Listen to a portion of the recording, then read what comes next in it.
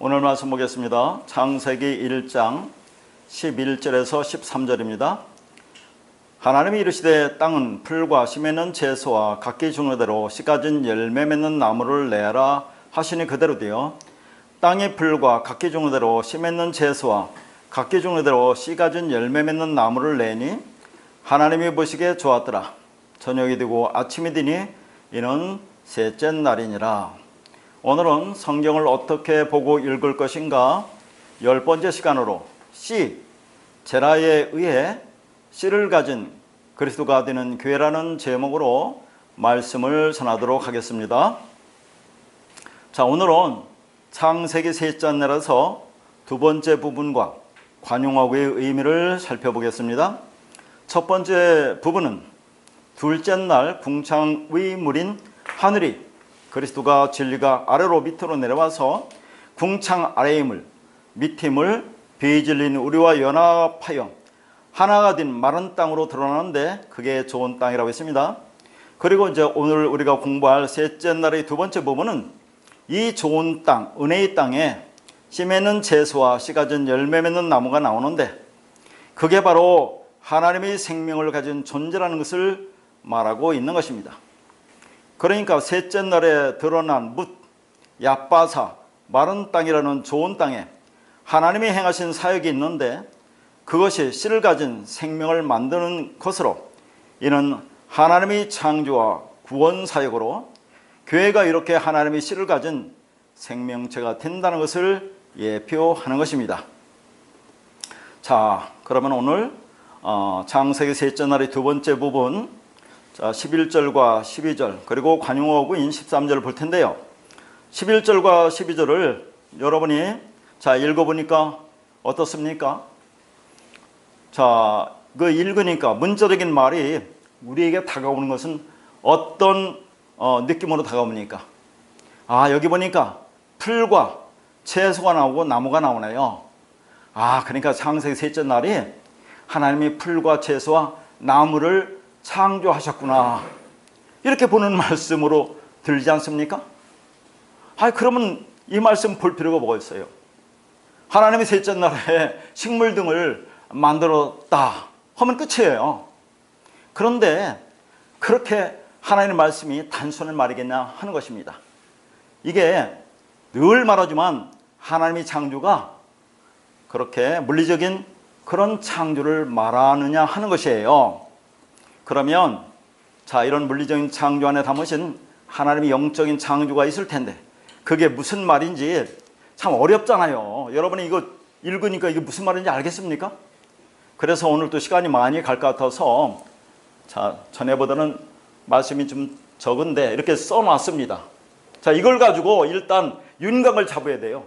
전체적인 것을 보아야 이 말씀을 알 수가 있습니다. 그러니까 11절과 12절에 같이 나오는 것이 땅은 풀과 씨 맺는 채소와 씨 가진 열매 맺는 나무를 11절에서는 내라 하고 12절에서는 내니라고 그렇게 나와요. 그러면 이게 무슨 말이냐 도대체가. 그래서 이 단어를 원어로 보는 거예요. 원어. 그럼 원어에 담기는 의미는 뭔가를 우리가 보는 겁니다. 풀이라는 거, 채소라는 것은 이런 풀, 데세라는 단어나 채소, 에세브라는 이런 원어는 우리가 모른다 하더라도 풀과 채소가 뭐냐? 그냥 풀입니다. 채소입니다. 이게 땅에서 나오면 푸르푸르 싹처럼 보이잖아요. 그래서 그걸 푸르다라고 얘기하는데 히브리어에서 푸르다라는 것은 씨가 없다는 얘기예요. 텅 비었다. 율법을 가리키는 겁니다. 그리고 여기서 씨 맺는이라고 했는데 이 씨가 제라라는 단어예요. 제라는 다 알죠? 씨, 그리스도 말씀을 가리키는 거예요. 근데 맺는이 자랍니다. 이건 명사고 이것은 동사예요. 똑같은 단어입니다. 명사 동사죠. 그러니까 이 자라는 씨를 뿌리다라는 그런 의미가 있어요. 근데 이걸 맺는이라고 번역해 놓으니까 이게 무슨 말인지 알겠습니까? 그리고 이쪽 씨 가진 열매 맺는 나무에서 맺는은 이게 또 아사라는 단어예요. 어디서는 자라를 맺는으로 번역했고 어디서는 맺는을 이 아사라는 단어를 맺는으로 번역해냈다 그런 얘기죠.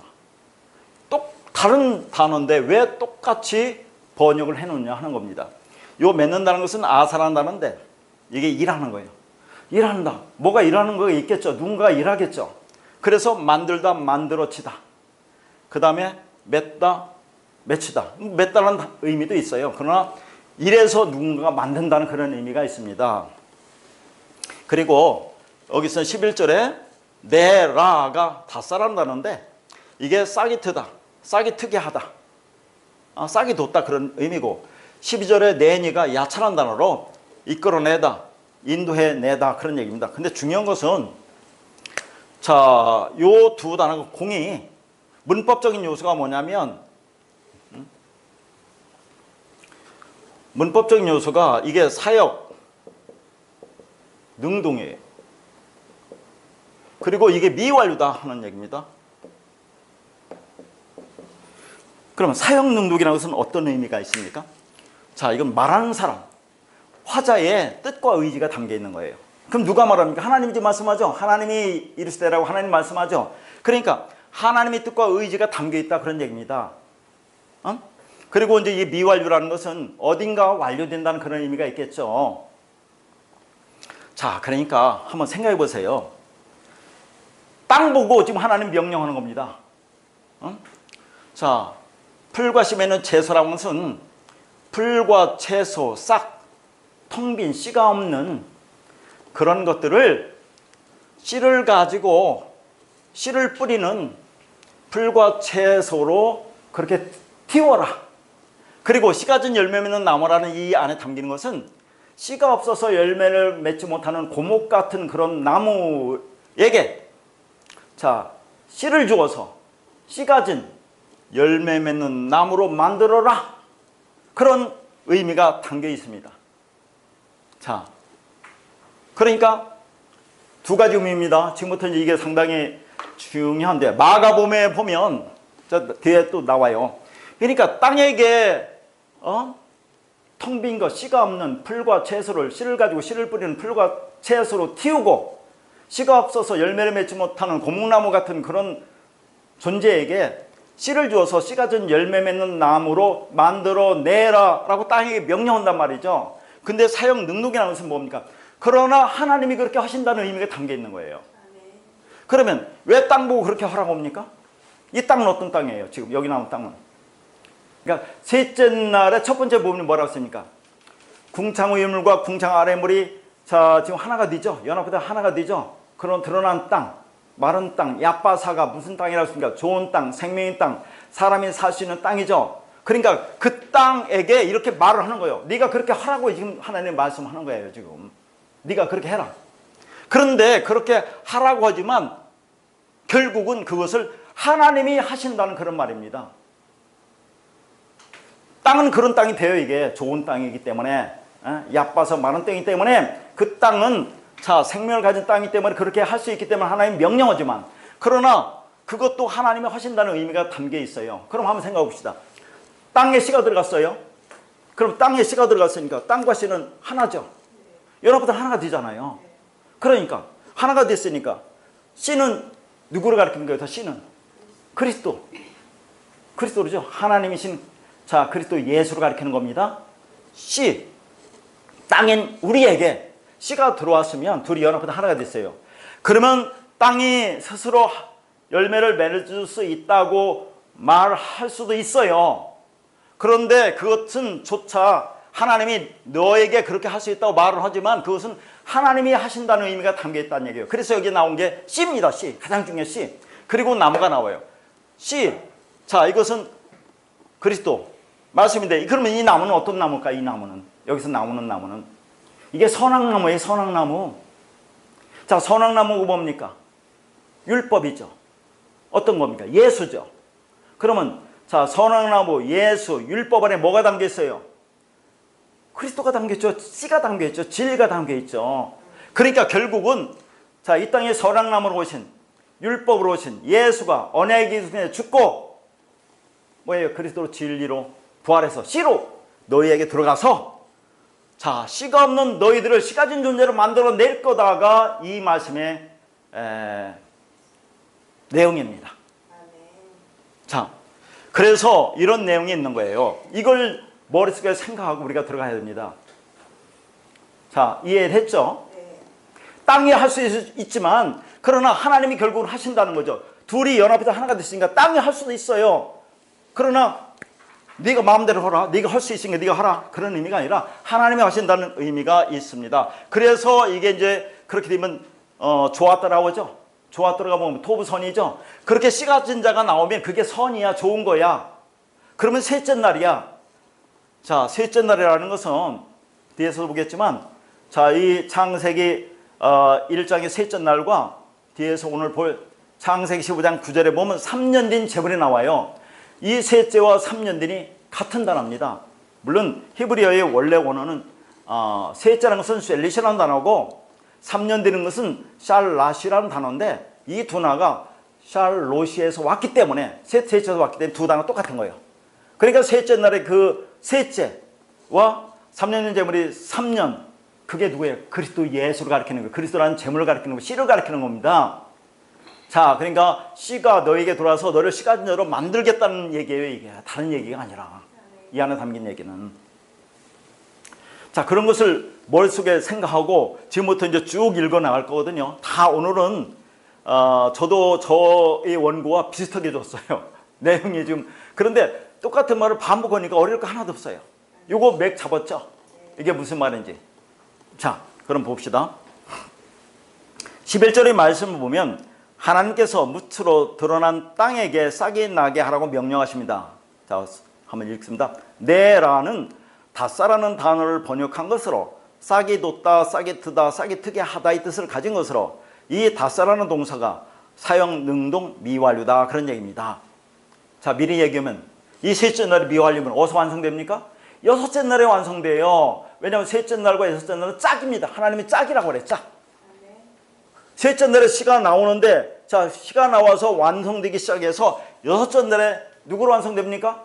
자칼과 니케브가 연합되어 하나 되면 사람, 하담으로 완성되는 거예요. 그래서 일곱으로 들어가는 겁니다. 자, 그러니까 사형 능동이라고 하는 것은 화자의 의지와 뜻이 담겨져 있는 동작을 표현하는 것으로 말씀의 화자인 하나님께서 땅에게 싹이 나게 하라고 하시는 겁니다.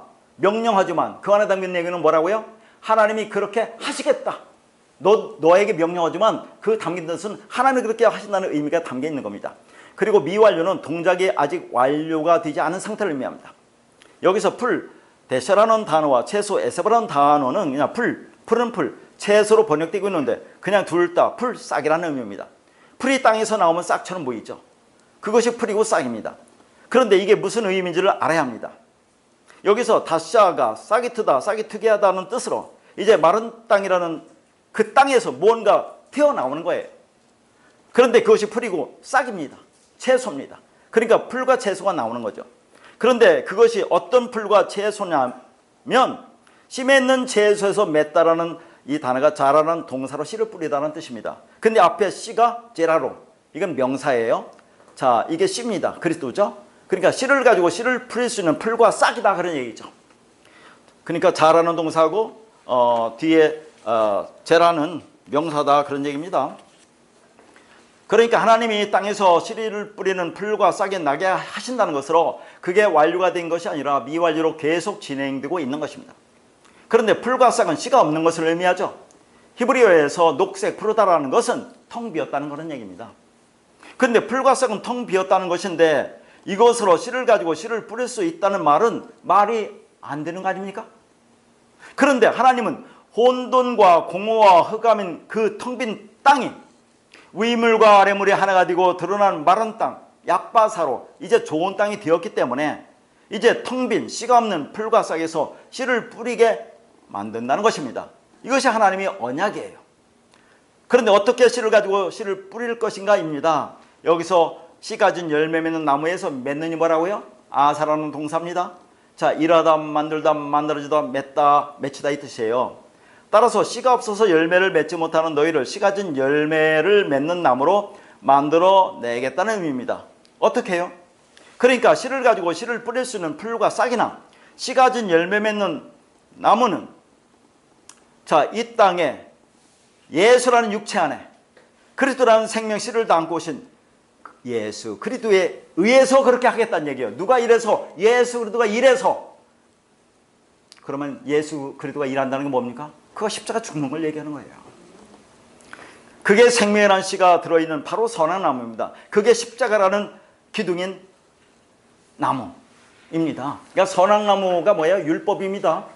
그네 그리스도 진리라는 생명이 들어있는 것이고, 스타워스라는 그 십자가라는 단어가 스타워스인데 그게 기둥이에요, 기둥.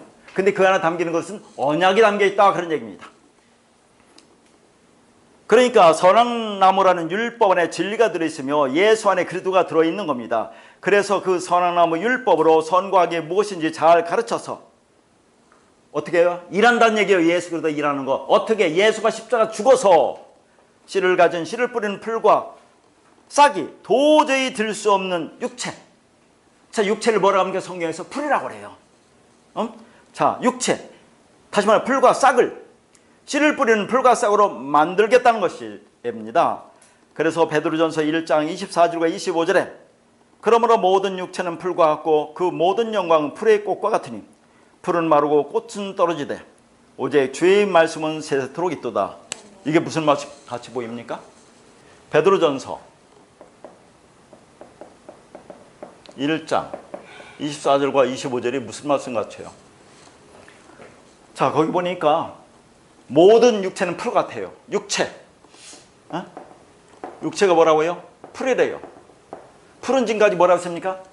텅 빈 거라고 했죠? 텅 빈. 씨가 없는 거예요. 씨가 없는 거. 그러면 이게 뭐라고 했어요? 이게 율법이죠. 율법. 그러면 자, 풀의 모든 영광이 뭐라고 했습니까? 꽃이라고 했죠. 자, 이 풀의 모든 영광이 꽃이래요. 꽃은 뭘 가리킬까요? 들의 꽃. 샤론의 꽃으로 오신, 자, 예수를 가리키는 거예요. 예수. 이게 예수. 예수도 뭡니까? 그것도 율법이죠.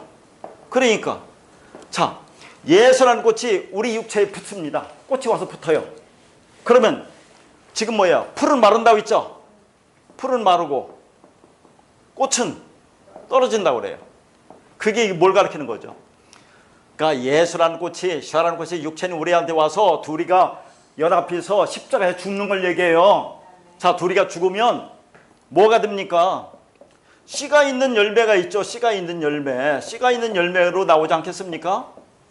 그러니까 씨가 있는 열매가 뭐예요? 말씀이죠. 이게 진리 아니면 그리스도. 씨가 있는 열매. 그러니까 거기서 뭐라고 합니까? 오직 주의 말씀은 세세토록 있다고 하는 거예요. 그러니까 말씀이 영원토록 있다고 하는 얘기입니다. 이게 뭐예요? 그리스도잖아요. 그리스도. 그래서 곧 다 안 썼는데 그 뒤에 보면 이게 복음이다 라고 말해요. 이게 복음이라고 얘기하는 거예요. 자, 이 말씀 정확하게 알겠죠? 풀이 육체래, 육체. 정말 아무것도 아닌 거. 거기에 예수라는 꽃이 붙어야 돼요. 그래서 같이 십자가에 죽습니다. 장렬하게 떨어 죽어야 돼요. 그러면 뭐 씨가 나온다. 씨가 준 열매가 나오죠. 그리스도 진리가 되는 겁니다. 그게 말씀이고 그게 복음이라고 얘기하는 겁니다.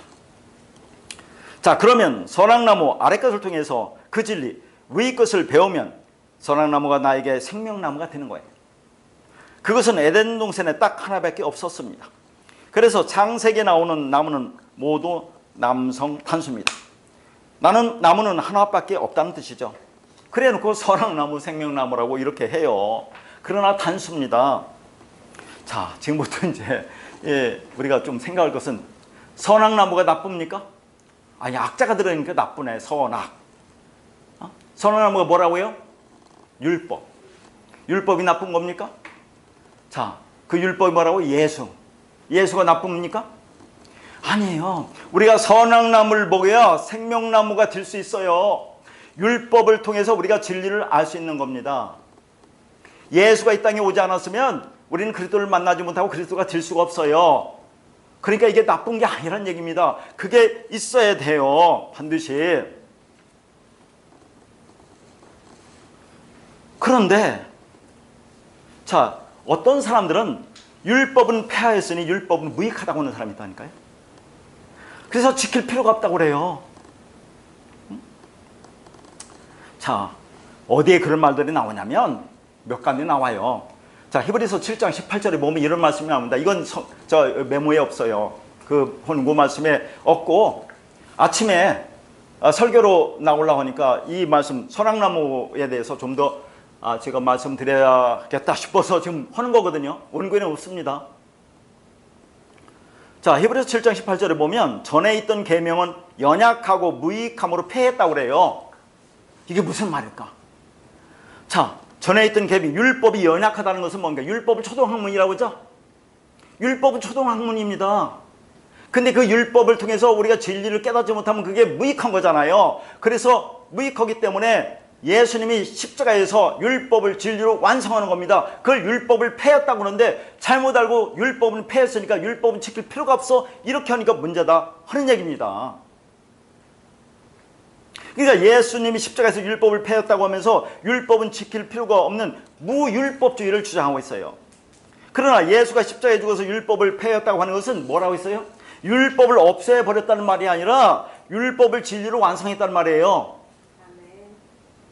그러니까 율법과 진리를 정확하게 알아야 됩니다. 그러면 이제 율법과 진리는 하나가 되는 거죠. 예수와 그리스도가 하나가 되는 겁니다. 그래서 로마서 7장 12절에는 뭐라고 하냐면 이로보건대 율법은 거룩하고 계명도 거룩하고 의로움이 선하다고 그래요. 아니 율법을 거룩하다고 한다니까요. 계명이 거룩하고 의롭고 선하다고 하니까 이제 율법과 진리는 하나가 되는 거라니까요. 그러면 율법을 안 지킵니까? 하나인데?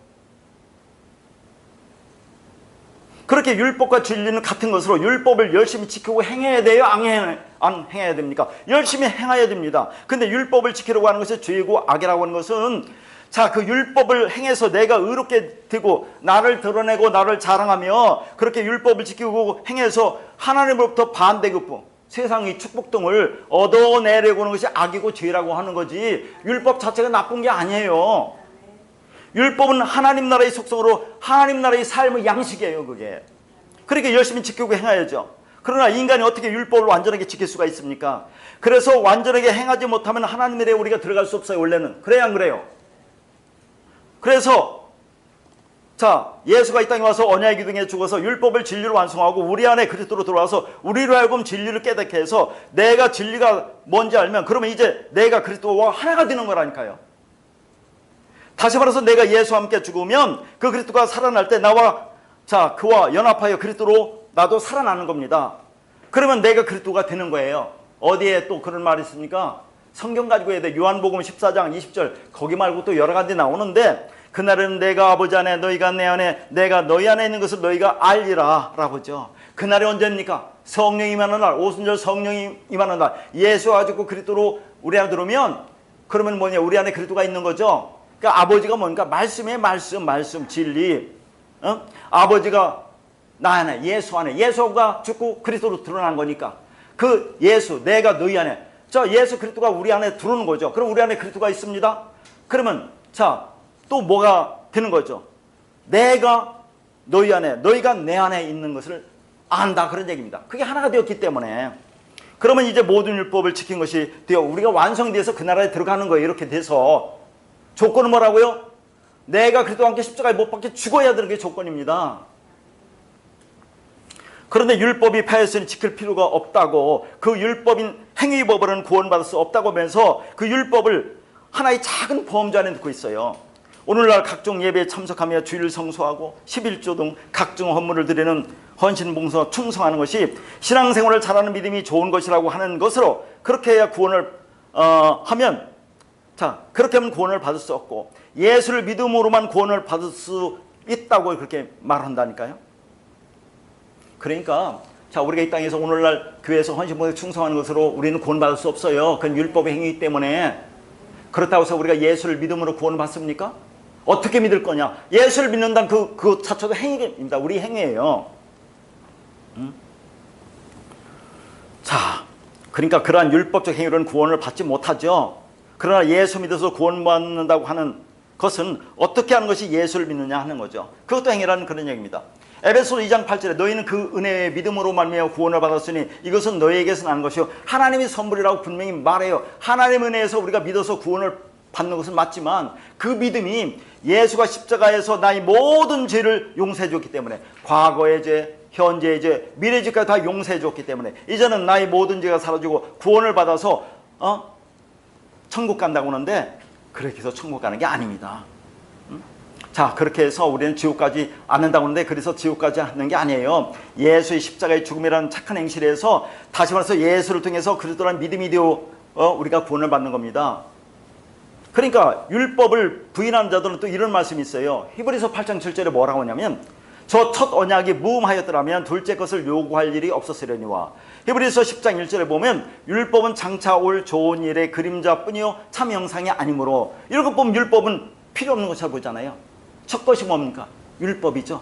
근데 자꾸 첫 언약을 구약이라고 하고 자, 새 언약을 신약이라고 하는데 그게 아닙니다. 성경 자체를 우리가 그냥 문자대로 신약이나 구약이나 하라 하지 말라 그게 율법이죠. 그대로 뭐 행하는 것이 구약이고 옛 언약이고 그냥 그 안에 담긴 내용으로 보는 것이 신약 새 언약이에요. 그런 말이 아닌 겁니다.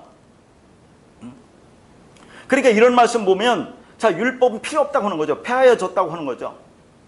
첫 언약은 구약을 말하는 것이 아니라 하나님이 우리에게 먼저 준 것. 다시 말해서 보이는 이 세상을 창조한 것이 첫 언약, 첫 것이 그게 율법입니다. 그래서 첫 것, 첫 언약, 율법, 보이는 이 세상을 통해서 그 안에 담아놓으신 하나님의 사랑, 그 마음, 그 진리를 하면 그것이 두 번째 언약이 되는 거예요. 그게 새 언약이 되는 거예요.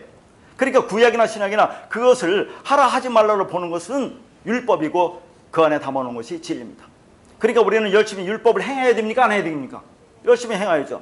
그래서 내가 누구인지 깨닫는 것이 신앙의 여정이에요. 나는 도저히 율법을 지키고 행할 수 있는 존재가 못 되는구나. 그리고 우리는 자그마한 것을 행하고도 그것을 드러내려고 하는 존재잖아요. 응? 자, 그러면 내가 어떤 존재라는 것을 깨닫는 겁니다. 율법을 통해서. 우리 이 땅에서 교회 다니면서 조금 걸 행하고도 내가 어떤 존재인 걸 자꾸 드러내려고 하는 것이 인간이에요. 인간. 그러니까 그런 걸 통해서 나는 도저히 하나님의 진리가 될 수 없구나. 우리가 진리를 깨달았으면 하나님의 말씀마다 그 말씀이 되면 신이라고 말씀이 있으면 그리스도라고 하는데 여러분이 이론상으로는 여러분이 진리를 깨달으면 그걸 신이라고 하잖아요. 하나님의 말씀을 받아 그 말씀이 되면 신이라고 하고 하나님의 진리를 내가 받으면 그걸 진리가 있으면 그리스도라고 하잖아요. 그리스도 기름 부음을 받으면. 근데 여러분이 신이 되고 그리스도가 되었습니까? 아니 여러분이 진리가 완전히 깨달았어요? 아직도 아니라는 얘기입니다. 이론적으로는 그렇지만 나는 여전히 육을 입고 이 세상의 욕망을 따라 살아갈 수밖에 없는 자네. 그게 죄예요. 하마르티야. 하나님과 내가 하나가 되지 못한 게 죄라고 했죠. 하나님은 진리인데 내가 율법이면 하나님과 내가 짝이 되지 못한 게 그게 죄예요. 그러니까 이 땅에서 내가 율법을 내 욕망으로 보면서 선악 구조를 판단하면서 살아가는 것이 그게 죄다 그런 얘기입니다. 12절에 내니는 야찬한 단어를 번역한 것으로 뭐라고요? 이끌어내다, 인도해내다 뜻으로 땅에서 그냥 끄집어내는 걸 말합니다. 그래서 내니, 야찬한 단어도 사형 능도 미완료로 되어 있어요. 자, 그러니까 씨를 가지고 씨를 뿌리는 풀과 싹이 땅에서 끌려 나오는 겁니다. 다시 말해서 하나님이 그 땅에서 씨를 가진 열매를 맺는 나무를 끌어내십니다. 그런데 이 땅에서 끌어내면 어떻게 됩니까? 땅 밖으로 끌어내면 그걸 하늘이라고 한다니까요. 그래서 하나님 백성을 땅에서 나온 자 뭐라고요? 하늘들, 사마야라고 하는 겁니다. 그게 뭐예요? 씨를 가진 자 아들이 그 진리가 되는 거죠. 그러면 하나님 보시기에 좋았더라가 되는 거예요. 그게 선이다, 진리라고 얘기하시는 겁니다. 그러니까 푸른 풀, 텅 빈 풀, 씨가 없는 풀, 생명이 없는 상태에서 하나님의 씨를 만들어 내시겠다는 거죠. 씨를 그 안에 심어 버리겠다는 겁니다. 그래서 그 씨로 씨를 뿌리는 풀과 싹으로 만들어 내시겠다는 거죠. 씨가 없어서 열매를 맺지 못하는 고목에서 씨 가진 열매가 맺히는 생명나무로 이끌어 내시겠다는 겁니다. 이것은 불가능한 일인데 하나님은 그렇게 하시겠다는 거예요. 그게 셋째 날입니다. 셋째가 뭐예요? 아까 셀리시라고 했죠? 3은 뭡니까? 우리가 7도 언약의 수, 완성의 수, 약속의 수, 자, 뭐예요? 라고 하지만 3도 하늘의 수예요. 하나님의 수. 그래서 3도 그게 언약의 수입니다. 그 셋째 날 셀리시가 가지고 있는 의미가 언약 약속이에요. 자, 그러면 궁창아림을 비줄리는 무엇입니까? 선악나무예요. 율법이에요. 그것으로 씨를 뿌릴 수 있는 자가 되면 그게 생명나무로 그것을 완성이라고 하는 겁니다. 3은 하늘의 수로 완성입니다. 따라서 저녁이 되고 아침이 되면서 선악나무를 먹은 상태가 저녁 밤의 사람이에요. 밤의 사람 저녁이 먼저 되고 그 다음에 아침 됩니다. 그게 뭐예요? 생명나무가 되는 거예요. 그런 사람에게는 선과 악, 좌와 우가 없는 거예요. 그리고 그 완성이 여섯째 날에 짝으로 설명되는 거예요. 셋째 날은 여섯째 날과 짝입니다. 그래서 이 셋째 날의 이야기는 여섯째 날에 완성이 됩니다. 그러니까 내라 내니가 미완료로 셋째 날에 완성이 되기 시작해서 여섯째 날 창세기 1장 27절에 사람을 창조하실 때 남자와 여자로 창조하시고 그렇죠. 그래서 여섯째 날에 끝이 나는 거죠. 남자 자칼과 여자 네케바가 둘이 연합하다 하나 되면 사람 아담으로 완성이 되는 겁니다. 여섯째 날에. 그러면 일곱이라는 영원한 안식으로 들어가는 거예요. 그렇게 약속의 후손 씨를 가지면 자칼과 니케바의 연합이 일어나서 사람 아담으로 완성되는 것이 셋째 날과 여섯째 날의 이야기입니다. 그렇게 되면 하나님의 백성을 품고 일곱째 날 안식으로 들어가는 거예요. 바로 이러한 언약을 7번 말씀하여 완성하십니다. 창세기 1장 1절에서 하나님께서는 하늘을 설명하여 땅을 창조하셨죠. 그 말은 땅을 통해 하늘을 알라는 거죠. 따라서 그 땅 에레츠를 통해서 하늘 샤마임이 뭔지를 알면 그러면 땅이 하늘과 하나로 연합이 되어 그리스도 진리가 되는 겁니다. 그걸 엘로힘이라고 하는 거예요. 그런데 땅은 실체가 아니라 모형입니다. 누구를 가리키는 땅은 우리를 가리킨다는 우리 율법 존재인 우리를 가리킨다는 겁니다. 그래서 모형이기 때문에 그 땅을 텅 빈 것 율법이라고 표현하는 거죠. 아무것도 안 만들어서 텅 비었다는 개념이 아닙니다. 그 자체가 실체가 아닌 모형이기 때문에 텅 비었다고 하는 거예요. 그래서 그 땅을 혼돈공허 흑암이라고 합니다. 텅 빈 땅입니다. 그것이 풀입니다. 그게 아래의 물이에요. 그런데 위물 진리가 와서 아래의 물인 우리와 연합이 되면 그게 모임물 뭐라고 했어요? 미키마마인 소망의 물이라고 했죠. 그리고 그 모임물 소망의 물 뭐라고 했어요? 바다라고 있습니다. 왜 바다가 소망의 물이라고 했어요? 위물과 아래물이 연합해서 하나가 됐기 때문에 그 바다는 씨가 있기 때문에 그걸 소망의 물이라고 하는 겁니다. 그러나 아래의 바다는 보이는 소망이고 그 안에 들어있는 내용은 보이지 않는 소망입니다. 그래서 바울이 뭐라고 했어요? 보이는 소망이 아니고 보이지 않는 소망이다라고 말을 한 겁니다. 그렇게 어둠을 통해서 빛이 무엇인지를 알면 그러면 빛과 어둠은 같은 겁니다. 그런데 그건 빛이신 그리스도가 우리 안에 뚫고 들어와야 하는 거예요. 그것이 첫째 에하드로 통일 연합 하나라고 합니다. 그리고 궁창 라키아가 뭐라고 했어요? 휘장 이게 육체인 예수를 가리킨다고 했죠. 궁창이 갈라지고 휘장이 찢어지고 육체인 예수가 죽는 거죠. 자, 그걸 통해서 아랫물로 위물을 알아버리면 그 둘은 둘째 날 세인이 짝이 되는 거죠. 바로 그러한 것들이 그 속에서 씨를 가진 열매로 일을 하는 열매나무 즉 씨 그리스도를 다 안고 오신 예수에서 씨를 갖고 씨를 뿌리는 그 풀과 싹이 되고 씨를 가진 열매를 맺는 나무가 되는 현실을 삼이라고 하는 거예요. 셀릿이라고 하는 겁니다. 그 완성을 위해서 예수님이 땅속에 들어가 삼으로 살아나는 거예요. 그러니까 씨이기 때문에 땅을 상징하는 무덤 속에 들어간 겁니다. 요한복음 12장 24절에 내가 진실로 너에게 이르노니 한 알이 미리 땅에 떨어져 죽지 않으면 한 알 그대로 있고 죽으면 많은 열매를 맺느니라. 죽어야 돼요. 그래야 열매를 맺는 겁니다. 씨가 히브리어로 제라라고 있죠. 그 기본적인 뜻은 씨라는 것과 씨 뿌리기 자손 후손 등의 의미입니다. 자, 창세기 38장 9절에 보면 유다의 차남인 오난이 형수인 다말에게 들어갔을 때 그의 형에게 씨 재래를 주지 않으려고 땅에 설정해서 죽임을 당하죠. 이게 무슨 말입니까? 유다의 장남이 누구예요? 엘이죠. 근데 엘은 하나님이 죽이시죠. 왜 죽입니까? 악하다고 죽여요. 악한 게 뭡니까? 씨가 없다는 거예요. 씨가. 그게 죽입니다. 그러면 계대 결혼법에 의해서 차남인 오난이 다말에게 들어가서 다말과 결혼해서 자 뭐예요? 그 형 엘을 위해서 씨를 줘야 합니다. 그런데 오난이 다말에게 들었을 때 그 형에게 씨 재래를 주지 않으려고 땅에 설정해서 죽임을 당합니다. 땅에 설정했다는 것이 악을 행하다는 그 말의 의미입니다. 그렇게 혼돈 공허 흑암이라고 하는 텅 빈 땅 푸른 풀 아랫물인 우리를 생명의 사시는 좋은 땅으로 만들어 놓고 그 땅에 씨를 심고 30배 60배 100배라고 했습니까? 아니에요. 30, 60, 100이라는 씨를 가진 자 아들을 만들어내는 것이 셋째 날의 구원의 이야기입니다. 그런데 그게 완료된 것이 아니라 미완료로 계속 진행되고 있는 거죠. 그래서 씨를 가지고 있는 자칼과 씨를 받는 땅인 니케브가 만나 하나가 되어 완성이 된 사람 하아담이 여섯째 날 우리 모습으로 원래는 오는 자칼 우 니케바입니다. 우라는 것은 연합됐다는 얘기예요. 자칼과 니케바가 연합됐다는 얘기입니다. 하나가 됐다는 얘기예요. 그러면 일곱으로 영원한 안식으로 들어가는 겁니다. 그러니까 씨 뿌리는 자의 비유에서 우리가 좋은 땅, 얕바사 마른 땅이 되는 것은 주님이 그렇게 해주시는 겁니다. 따라서 예수 그리스도께서 이 땅에 와서 좋지 않은 땅, 가시덤불과 엉겅퀴를 내는 나쁜 땅, 혼돈과 공허와 흑암이라고 하는 텅 빈 땅, 나라고 하는 율법의 땅을 좋은 땅 밭으로 개간해서 씨를 가진 풀과 싹 채소를 나게 하는 겁니다. 그러니까 4개의 밭 중에서 3개의 밭이 뭡니까? 길가, 돌밭, 가시떨기는 전부 같은 것으로 좋은 땅이 되기 이전에 율법적 본성으로 살아가는 나의 모습입니다. 그렇게 창세기 셋째 날이 뭐예요? 자, 세 번째 제물로 드려지는 그리스도 예수의 희생으로 교회가 하늘의 생명을 씨로 담을 수 있는 생명체가 된 겁니다. 그래서 그렇게 씨가 심겨준 하나님의 백성이 그 씨를 뿌리는, 씨를 담는 자가 되는 거죠. 그러면 셋째 날에 등장하는 씨 제사와 세 번째 제물인 그리스도에 대해서 한번 살펴보겠습니다. 앞에서 이미 얘기를 했는데 말씀 가지고 다시 한번 보도록 하겠습니다.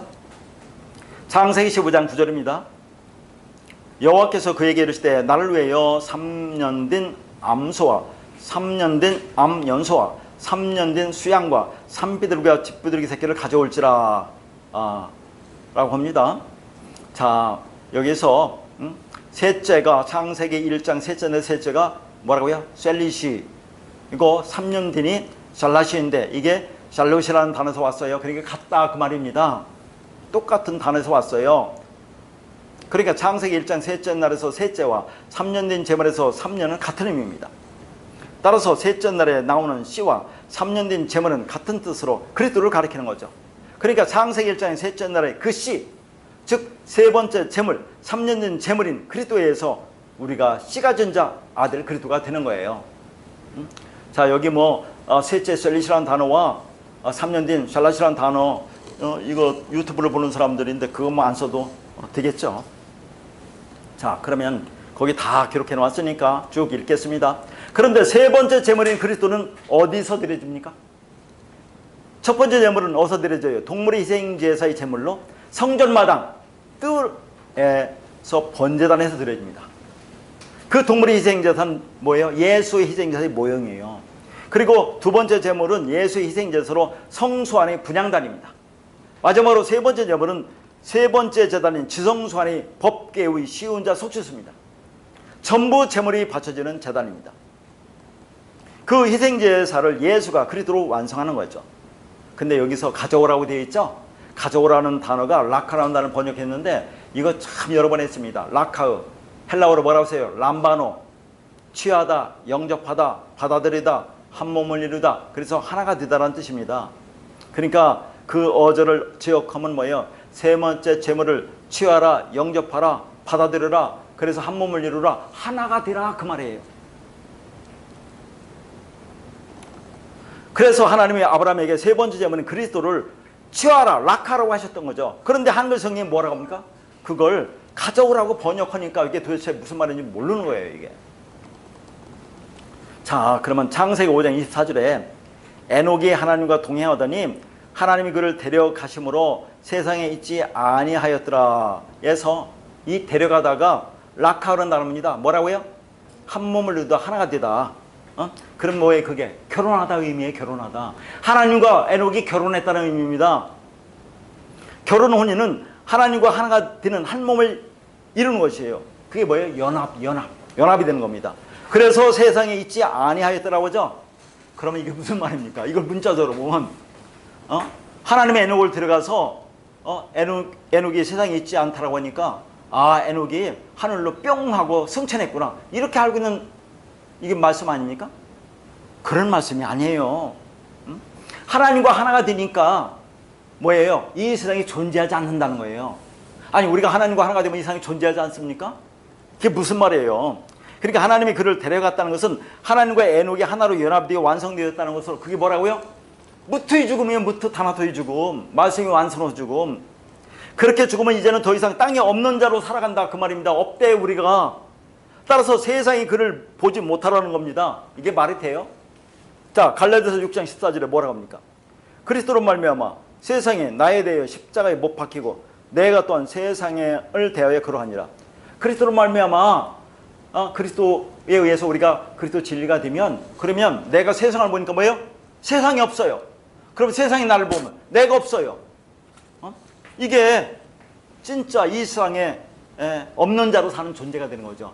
아니 내가 세상을 보면 세상도 없고 세상이 나를 보면 내가 없으면 완전히 나는 없음으로 사는 존재라는 얘기 아니에요. 성도는 진리가 되었다는 것은 세상에 없음으로 사는 존재라는 얘기입니다. 그게 진짜 죽음이에요. 그것이 하나님과 동행하는 겁니다. 근데 여러분이 그렇습니까?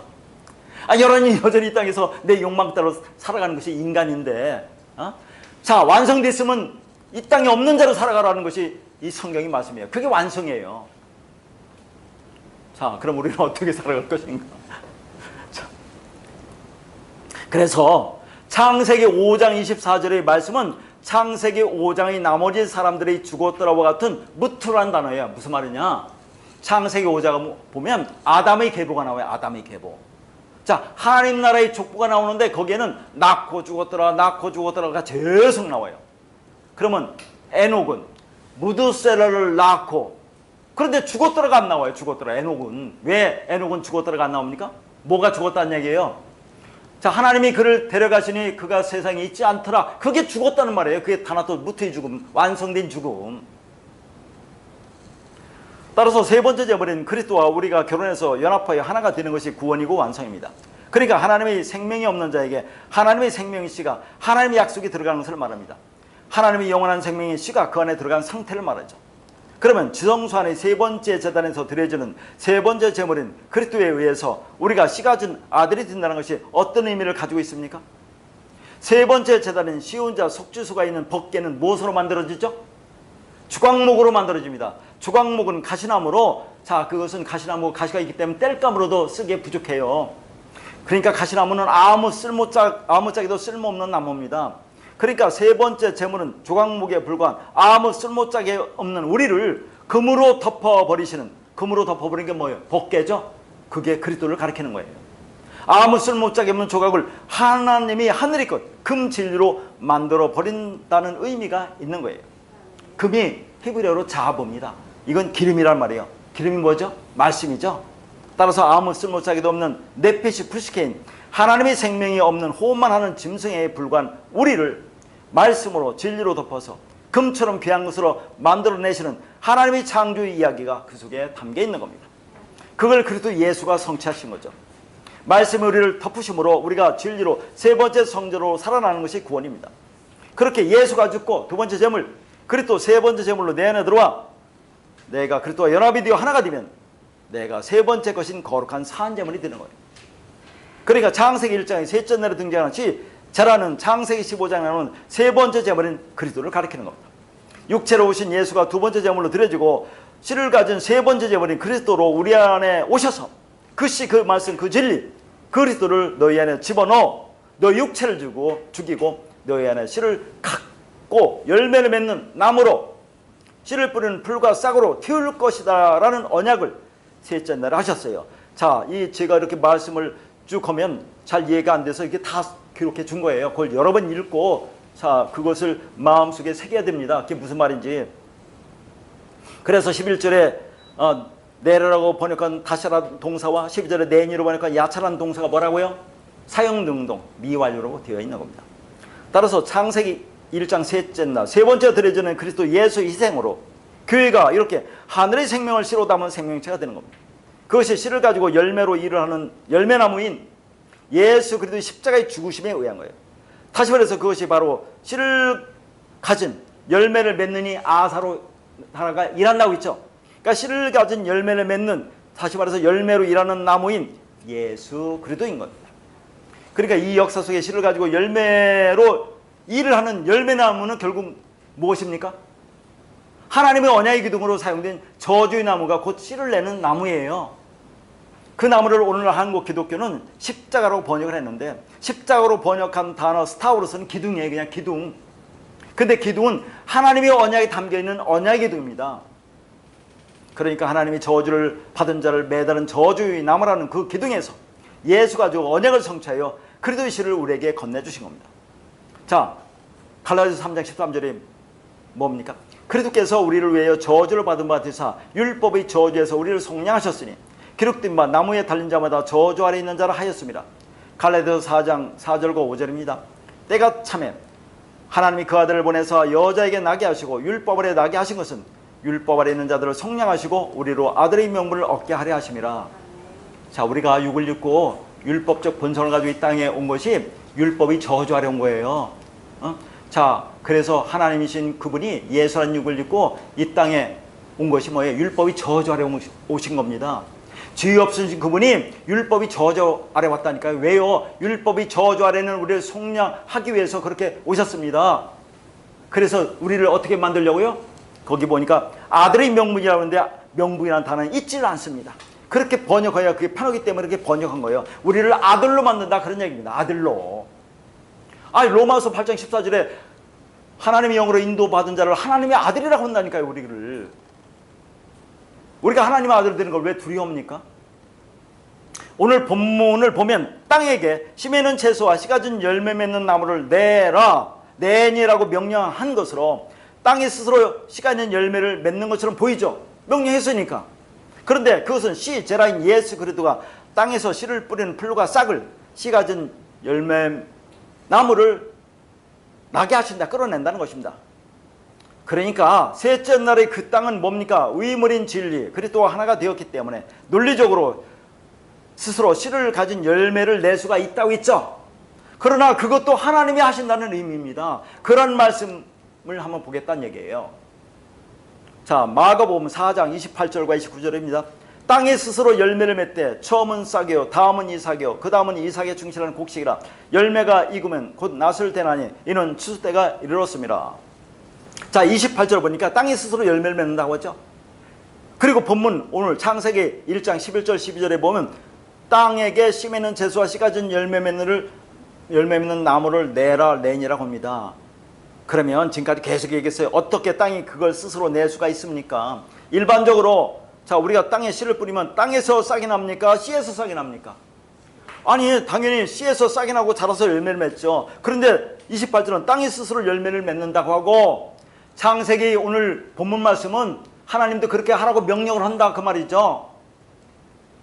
그러니까 어떻게 땅이 스스로 싹을 내고 열매를 맺을 수 있을까 하는 거예요. 여기 나오는 땅이 헬라어니까 호게고 본문 창세기 1장 11절 12절의 땅이 에레츠로 같은 땅입니다. 나라고는 새로운 땅이에요. 그러면 이 새로운 땅은 싹을 스스로 내고 열매를 맺을 수 있는 능력이 있는 거죠. 그러니까 이 말씀을 전할 때 여러분이 그 말씀이 무엇인지 이해하고 마음으로 받아들이면 그러면 여러분 안에 능력이 있다는 거예요. 그 말씀이 있기 때문에 받아들이는 겁니다. 그렇게 받아들일 수 있는 능력은 이미 주어졌다는 거예요. 그러므로 그 능력이 내 안에 들어오면 나라고는 그 땅이 스스로 열매를 맺는 것입니다. 그 능력이 나에게 있다는 말입니다. 그래서 본문 11절과 12절에 보면 땅에게 풀과 씨 맺는 채소와 씨 가진 열매 맺는 나무를 내라 내니라고 합니다. 누구에게 명령합니까? 땅에게 명령합니다. 따라서 이 말씀이 창세기 1장 셋째 날의 이야기와 같은 말씀입니다. 자, 28절과 29절은 싹이 나오고 이삭이 나오고 곡식이 나오면 즉 열매가 익으면 추수해서 이제 곡간에 드립니다. 그러면 안식이 오는 거죠. 그러니까 이제 추수가 끝나면 어떻게 합니까? 마태복음 3장 12절에 손에 키를 들고 자기 타작마당을 정하게 하사 알고 모아 곡간에 들이고 쭉정이는 꺼지지 않는 불에 태우시리라. 뭐예요? 심판이죠. 이게 최종 목표입니다. 근데 그렇게 되는 데는 시간이 필요하겠죠. 그래서 우리가 광해 40년이라는 신앙 여정을 가고 있는 거예요. 그렇게 나라고는 땅에 싹이 나고 열매를 맺을 수 있는 능력을 주셨습니다. 그런데 그 능력 주시고 네가 알아서 하라는 것이 아니에요. 그 말씀을 주었다고 하는 의미는 하나님과 내가 하나가 되었다는 말이라고 했죠. 그러니까 하나님과 연합이 되어 하나가 되었으면 싹이 나고 이삭이 나고 열매를 맺는 것은 결국 누가 하는 겁니까? 하나님이 하시는 일이에요. 어떻게 해요? 하나님이란 씨와 나라는 땅이 하나가 되면 이제 너와 내가 없어지는 거죠. 그래서 땅이 자 스스로 한다고 하는 겁니다. 그래서 그걸 창세기 1장 11절과 12절은 하나님이 창조했다고 하지 않고 뭐예요? 땅이 스스로 내라고 한 거예요. 창조했던 말이 없어요. 그런데 11절 내라 다시라는 단어와 12절 내니 야차라는 단어가 사용 능동으로 되어 있어요. 그러니까 결국 누가 한다고요? 하나님이 다 하신다는 그런 말입니다. 따라서 창세기 1장의 셋째 날의 말씀이나 이 마가복음의 말씀이나 같은 말씀입니다. 그러니까 창세기 1장의 본문 말씀은 궁창의 유물과 아래물이 하나로 묶여져서 연합이 되어서 드러난 그 생명의 땅 위에서만 생겨나게 될 그 씨 가진 풀과 싹, 씨 가진 열매 맺는 나무인, 씨 가진 자, 아들이 되는, 즉 씨를 가져서 열매가 되면 추수가 되어서 하늘 곳간에 들어가게 되는 알곡들에 대한 이야기입니다. 그런데 그리스도가 그 알곡으로서 첫 열매라고 그래요. 그러면 그리스도가 첫 열매면 우리는 몇 번째 열매입니까? 두 번째, 세 번째 열매 이렇게 됩니까? 자, 고린도전서 15장 20절입니다. 그러나 이제 그리스도께서 죽은 자 가운데서 다시 살아나사 잠자는 자들의 첫 열매가 되셨도다. 23절. 그러나 각각 자기 차례대로 되리니 먼저는 첫 열매인 그리스도요, 다음은 그가 강림하실 때 그리스도에게 속한 자요. 자, 이 말씀 보니까 그리스도가 첫 열매가 되고, 자, 그가 강림하실 때 그리스도에 속한 자가 두 번째 열매, 세 번째 열매라는 의미가 되죠. 그러면 이런 말씀은 어떻습니까? 로마서 6장 4절과 5절입니다. 우리가 그의 죽으심과 합하여 세례를 받음으로 그와 함께 장사되었나니 만일 우리가 그의 죽으심과 같은 모양으로 연합한 자가 되었으면 또한 그의 부활과 같은 모양으로 연합한 자도 되리라.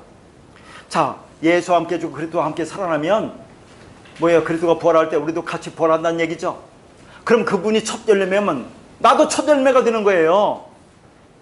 그러니까 하나님 아들 그리스도로 말미암아 역시 하나님의 아들이 된 자들도 똑같이 첫 열매가 되는 겁니다. 그러니까 성경이 못은 뜨는 것 같은데 그 말씀을 잘 보란 얘기예요. 그게 무슨 말인지. 그러니까 그 나라는 누구만 들어갑니까? 첫 열매, 장자들만 들어간다니까. 장자들만. 갈라디아서 2장 20절에 내가 그리스도와 함께 십자가에 못 박혔나니 그러지 이제는 내가 사는 것이 아니요 오직 내 안에 그리스도께서 사시는 거라. 내가 그리스도와 십자가에 못 박히면 내 안에 누가 산다고요? 내가 예수와 함께 죽고 그리스도와 함께 살아나는 거죠. 자, 내가 그리스도와 함께 십자가에 못 박히면 내 안에 그리스도가 산다고 그래요. 그리스도가 뭡니까? 사람입니까? 그리스도는 말씀이에요. 우리는 자꾸 예수 그리스도면 자꾸 예수 때문에 예수 그리스도면 사람을 생각하는데 그리스도는 말씀입니다. 말씀, 진리. 말씀이에요. 그러니까 말씀이 내 안에 있다는 얘기. 그리스도는 말씀이 기름 부음 받으면 내가 말씀이 있다고 있죠. 그럼 내가 그리스도가 되는 겁니까? 안 되는 겁니까? 그러면 그리스도가 되니까 그리스도가 첫 열매면 나도 첫 열매겠네. 그러나 그건 고린도전서 15장 10절에 그러나 내가 나된 것은 하나님의 은혜로 된 것이니 라고 하는 거죠. 그러니까 하나님의 은혜로 나를 하나님으로 그리스도로 같이 보시는 겁니다. 그렇게 진리 안에서 씨가진 열매가 되어 추수되어진 알곡들을 첫 열매로 보시는 겁니다. 자, 첫 열매라고 해요. 우리 보고 성경이 야고보서 1장 17절과 18절입니다. 온갖 좋은 은사와 온전한 선물이 다 위로부터 빛들이 아버지께로 내려오나니 그는 변함도 없으시고 회전하는 그림자도 없으시니라. 그가 그 피조물 중에 우리로 한 첫 열매가 되게 하시려고 자기 뜻을 따라 진리 말씀으로 우리를 낳으셨느니라. 18절 보니까 그가 우리를 첫 열매가 되게 했다고 그죠? 여기 첫 열매라고 나오네요. 그러면 빛들의 아버지가 뭡니까? 물론 하나님 예수 그리스도라고 알겠죠. 그래서 성경에 누구를 빛이라고 합니까? 요한일서 보면 하나님을 빛이라고 그래요. 그러면 그 빛인 나에게 돌아서 예수 그리스도가 나에게 돌아서 내가 어둠을 깨달으면 나도 빛이라고 있죠. 그러니까 자, 마태복음에서 너희는 세상의 빛이라고 하는 겁니다. 그리고 베드로전서에서 기이한 빛이 우리 안에 들어오면 우리를 뭐라고 해요? 택하신 족속의 왕같은 제사장이라고 그래요. 왕같은 제사장이 누굽니까? 예수 그리스도를 말하는 거예요. 그러니까 우리가 그 빛이 내 안에 들어오면 나도 같이 예수 그리스도라는 그 빛이 된다는 그런 말을 하고 있는 겁니다. 그럼 빛들의 아버지는 누구예요? 하나님이신 예수 그리스도예요. 일단은. 자, 그러면 거기에서 온갖 좋은 은사와 온전한 선물이 다 위로부터 빛들의 아버지께 내려온다는 건 뭡니까? 온갖 좋은 은사와 온전한 선물이 뭐겠어요? 다 말씀드린 겁니다. 은사라고 하니까 우리가 생각하는 자꾸 은사를 가르치는데 성경의 좋은 은사는 하나님 말씀 진리밖에 없어요. 원어를 갖고 다 설명드린 말씀입니다. 그러니까 자, 온갖 좋은 은사와 온전한 선물이 말씀, 진리, 그리스도입니다. 그러면 거기 우리는 누굽니까? 그가 그 피조물 중에 우리로 한 첫 열매가 되게 한다고 있으니까 자, 우리는 그리스도가 아니에요.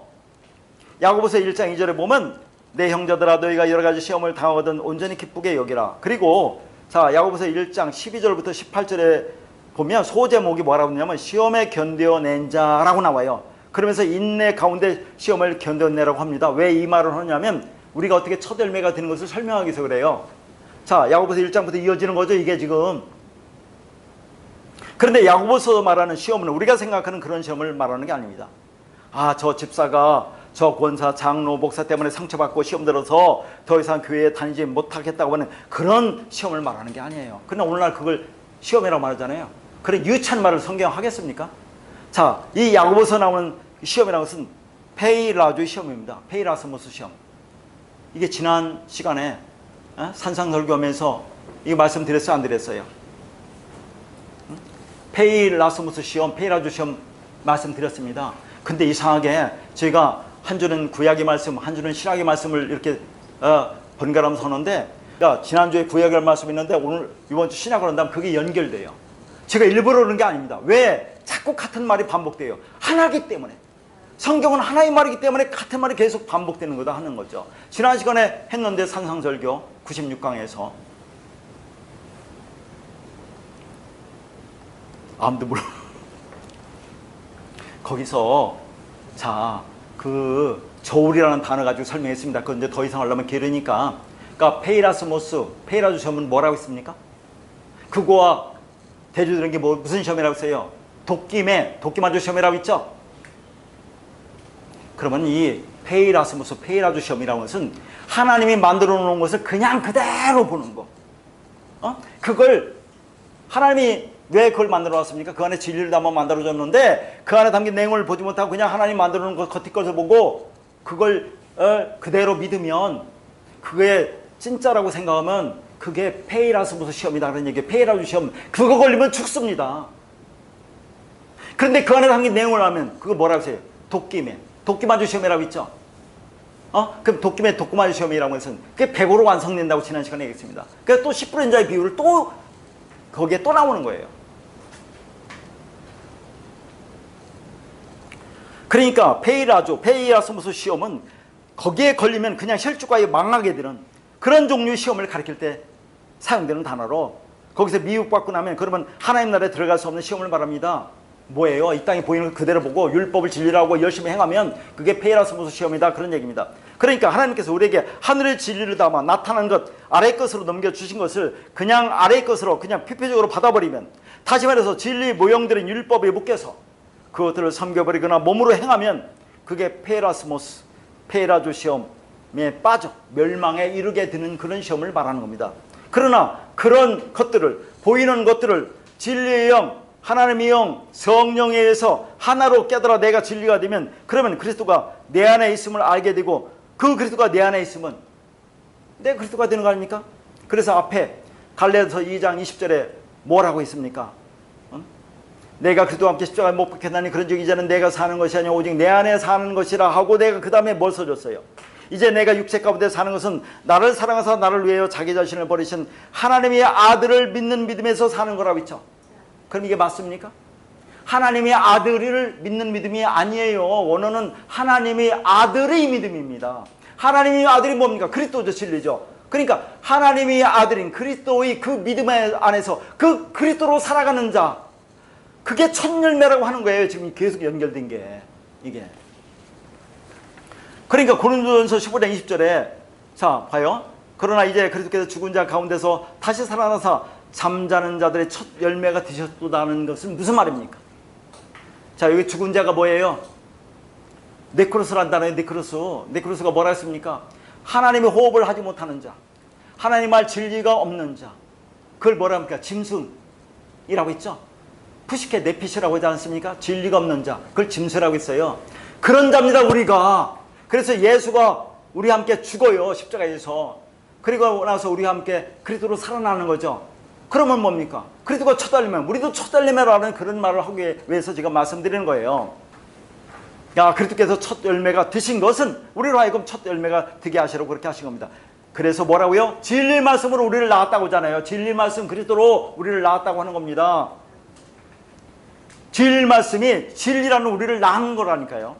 그러니까 진리 말씀으로 우리를 낳으면 우리도 진리 말씀 그리스도가 되는 거죠. 그러므로 예수가 그 언약에서 죽은 것이 나와 함께 죽은 것이고, 그게 나의 육신의 생각이 삭제된다는 것을 은혜로 알게 되었을 때 그 그리스도가 살아남으로 인하여 나도 그리스도로 살아나는 겁니다. 예수는 율법인 껍데기죠. 그리스도는 그 안에 담고 있는 진리를 말하는 겁니다.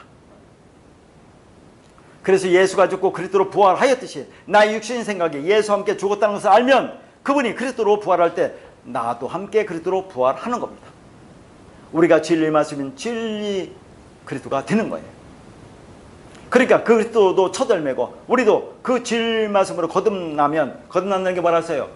겟나와 아노된 위로부터 난다는 거죠. 자, 우리가 위로부터 다시 생명을 받았으면 우리도 첫 열매가 되는 거예요.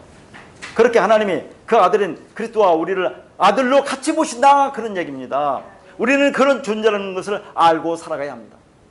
그러나 우리가 생명이라는 그 은혜를 받아서 진리가 되었다고 했는데 언제는 은혜가 있다가 다른 때는 은혜가 없다가 그렇게 합니까? 하나님으로부터 받은 그 은혜는 왔다 갔다 하는 게 아니에요. 결론적으로 창세기 1장의 셋째 날의 말씀은 마른 땅, 좋은 땅에 뿌려지는 씨, 참된 양식으로 오시는 그리스도에는 말씀인 동시에 그 뿌려진 씨, 진리 말씀에 의해서 우리가 그 참된 양식을 먹고 씨가 진 자, 아들, 그리스도가 되는 첫 열매들에 대한 하나님 나라의 이야기예요. 복음의 말씀입니다. 그래서 누가복음 8장 11절에 씨는 하나님의 말씀이요, 요한복음 17장 17절에 그들을 진리로 거룩하게 하옵소서, 아버지의 말씀은 진리이다. 요한복음 14장 6절에 내가 길이요 진리요 생명이니, 요한복음 6장 63절에 내가 너에게 이른 말은 영이요 생명이라. 요한 1서 5장 12절에 아들이 있는 자에게는 생명이 있고 하나님의 아들이 없는 자에게는 생명이 없느니라. 이걸 쭉 연결해 볼까요? 자, 씨가 뭐라고요? 하나님의 말씀. 그 말씀은 뭐라고요? 진리. 그 진리는 길이고 생명이죠. 그 생명은 영이라고 했죠. 자, 그 영이 뭡니까? 아들이고 그리스도가 되는 거죠. 그렇게 말씀, 진리, 생명, 아들, 씨, 재래에 대한 이야기가 창세기 셋째 날의 이야기입니다. 그래서 진리 말씀을 가진 상태를 하나님이 보시고 당연히 좋았다고 하시는 거죠. 그러니까 아버지의 그 씨를 가진 아들이 되었기 때문에 좋았다. 토부, 선, 헬라어로 아가토스라고 말씀하는 거죠. 그런데 그 씨가 말씀이 없으면 그걸 카쿠스라고 합니다. 그러면 로마서 12장 21절에 악에게 지지 말고 선으로 악을 이기라는 말은 무슨 말씀 같아요? 야, 다른 사람이 너에게 악하게 대하면 너도 악하게 대하지 말고, 자, 그 사람에게 선으로 대해줘, 좋게 대해줘. 그러면 그 선이 악을 이긴다? 그런 말씀이죠? 그런 유치한 말을 성경에서 안 넣는다고요. 윤리 도덕적인 얘기가 아닙니다. 악이 카쿠스고 선이 아가토스예요. 자, 이게 뭡니까? 또 똑같은 얘기를 하는 거예요. 지금까지 정리하겠습니다.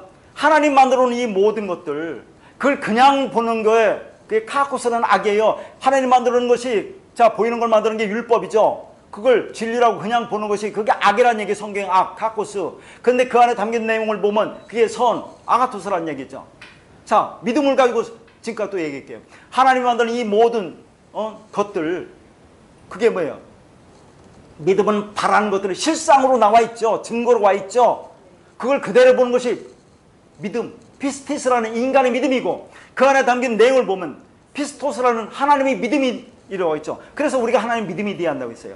지난 시간에, 자, 이 땅에 만드는 모든 것이 보이는 소망이죠. 그러면 그걸 보면 안 되고 그 안에 보이지 않는 소망으로 구원을 받았다고 하죠. 자, 또 보니까 사랑 갖고 하면 사랑. 사랑이 필레오 사랑인데, 필로 사랑인데, 인간적인 사랑, 이 땅이 사랑이에요. 우리가 사랑을 하잖아요. 그걸 통해서, 자, 뭘 알아들으라는 겁니까? 하나님이 사랑을 알아들으라고 하는 거예요. 이 땅에 사랑을 하면서 우리가 하나님의 사랑이 뭔지 깨달아라. 하나님의 사랑이 뭡니까? 말씀 진리예요. 그래서 하나님의 사랑에서 그 말씀을 받으면 우리가 하나님을 사랑하는 자가 되고, 또 하나님부터 사랑을 받은 자가 되는 거예요. 이게 말이 뭡니까? 말 두 가지가 있어요. 히브리어, 율법을 가리키는 게 뭡니까? 히브리어 다바르, 헬러, 로고스. 그러면 진리를 가리키는 게 히브리어 아마루, 헬러, 레마. 그러니까 이 땅에 보이는 것들, 나타낸 말, 인간의 말, 세상의 말이 이게 로고스입니다. 그걸 통해서 그 안에 담긴 하나님이 그 말을 알으면 우리가 레마가 되는 거예요. 우리가 진리가 되는 거예요. 빛과 어둠. 그러니까 우리가 어둠을 통해서 빛을 깨달으라고 했죠. 근데 빛이 우리 안에 들어와야 됩니다. 그래서 빛을 통해서 내가 어둠을 알면 빛과 어둠은 하나가 되는 거예요. 땅과 하늘도 똑같죠. 땅을 통해서 하늘이 뭔지 알면 우리가 땅과 하늘이 하나가 되는 거라고 했잖아요. 다 똑같은 겁니다. 다 두 개씩 줬어요. 여자를 통해서 우리가 남자를 아는 겁니다. 여자가 뭐 우리가 여자의 땅에 진리가 없는 자가 여자예요. 왜 그렇게 주었습니까? 너희를 통해서 그 남자가 누군지 깨달아 알라고 준 겁니다. 그러면 남자 여자가 하나가 되는 거 사람으로 완성된다고 하는 거죠. 이게 지금까지 다 배운 거예요. 그러니까 그렇게 보고 그게 진리라고 하면 그게 페이라스무스 페이라스 시험에 걸려 죽는 것이고 그 안에 당연히 냉으로 하면 도끼 맞을 시험으로 내가 생명이 되는 거죠. 그러니까 하나님이 이 우주 만물을 만들어 놓은 것을 보고 자, 그 물리적 창조를 하나님이 창조했다고 나는 믿어. 나는 진화론의 신봉자가 아니라 창조론을 믿어. 창조를 믿어 라고 믿는 그 믿음으로는 우리가 페이라스무스 시험에 빠져 죽습니다. 그게 따라서 하나님의 영, 그리스도의 영, 진리 영, 그리스도 진리의 말로 지와 심판이 결정되는 겁니다. 그렇게 창세기 1장의 셋째 날은 예수의 십자가의 쪼개짐에 의해서 텅 빈 땅인 우리를 생명의 살 수 있는 마른 땅, 좋은 땅으로 만드시고 그 땅에 그리스도라는 씨가 심겨져 텅 빈 풀과 싹에서 씨를 뿌리는 풀과 싹이 나게 하시고 씨를 가진 열매 맺는 나무를 만들어 내시겠다는 것으로 30, 60, 100이라는 씨를 가진 자, 아들, 그리스도, 진리, 생명이 되는 구원의 이야기입니다. 따라서 그 말씀을 진리로 깨닫고 진리가 되어 그리스도 아들이 되는 은혜가 있기를 바랍니다.